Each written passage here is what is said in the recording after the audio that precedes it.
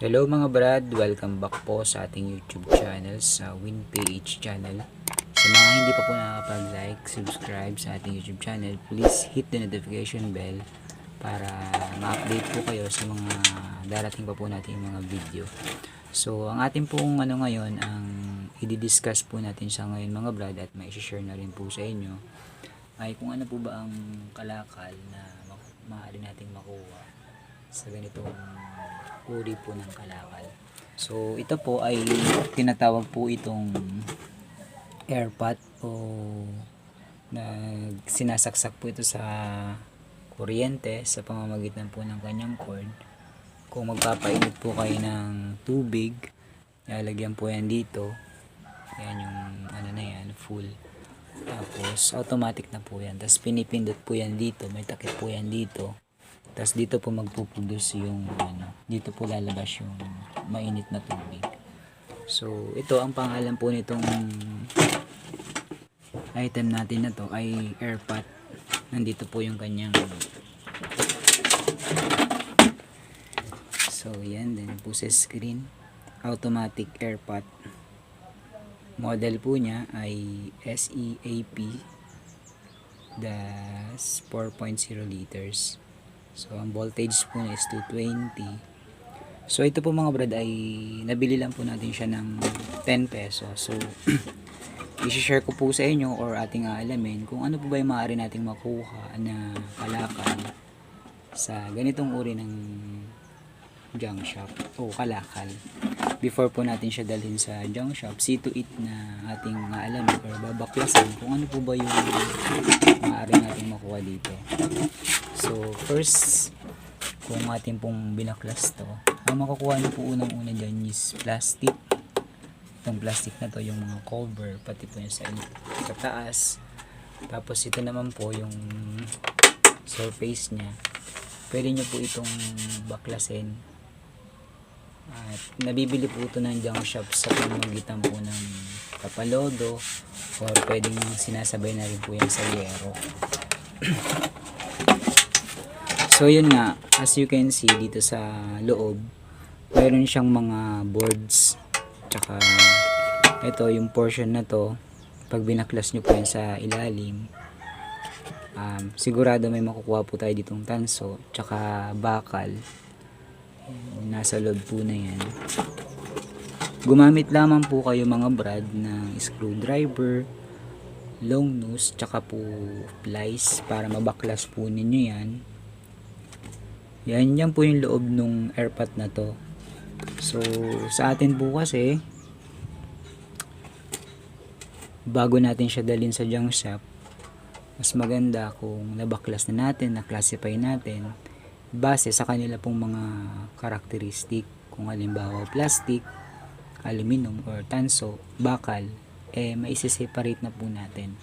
Yun po yung aking tips mga brad. Huwag nyong dadalhin basta sa junk shop kasi kikiluhin lang po nila ito sa presyong bakal.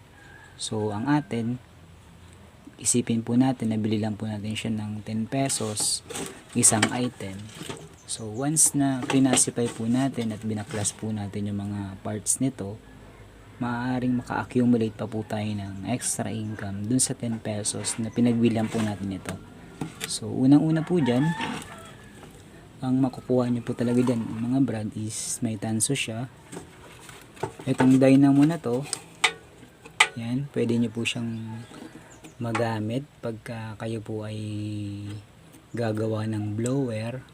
Yan, pwede nyo siyang magamit yung dynamo sa kalandi uling. Yan, advice ko po yan sa inyo na kung marunong din po kayo mag-convert, lalagyan nyo lang po yan ng LEC. Yan, makakapag na po kayo ng blower. Tapos kung marunong din po kayo sa electronics,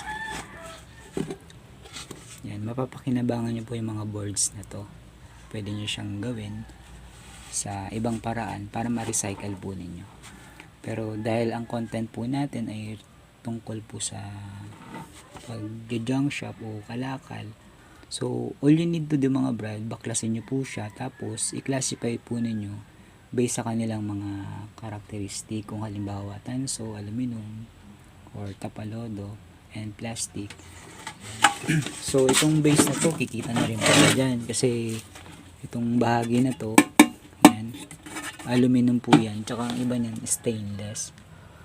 Tapos yung cord po niya, yan yung cord na to, pag kinalas nyo po yan or binalatan po ninyo itong mga brad, may tanso pa rin po yung makikita. So ang ano lang po natin dito, para sa akin, tinatabi ko lang po siya kasi pwede natin siyang gawing extension or sa ibang mga bagay. So I hope hindi ko na po babaklasin talaga ng isahan. Pinakita ko lang po yung ano nito ng mga kalakal na maaaring natin makuha dito sa itong uri ng airpot, para once na ma-encounter po ninyo, meron po kayong idea kung paano po siya gagawin at i-execute, para sa ganun makuha po natin yung kalakal.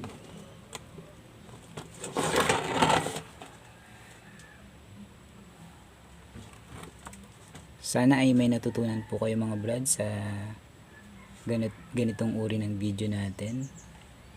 Yan, marami po kayo makukuha dyan na iba't ibang uri ng kalakal. Yan po yung pinakaloob niyan mga brad.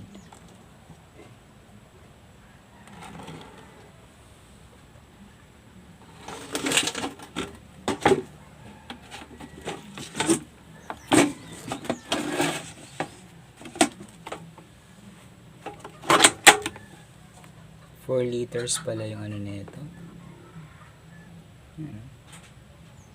Standard. Maraming salamat po mga brad. See you on my next video po. Ito may board pa pala dito bro. Konting board, balit na board. Set.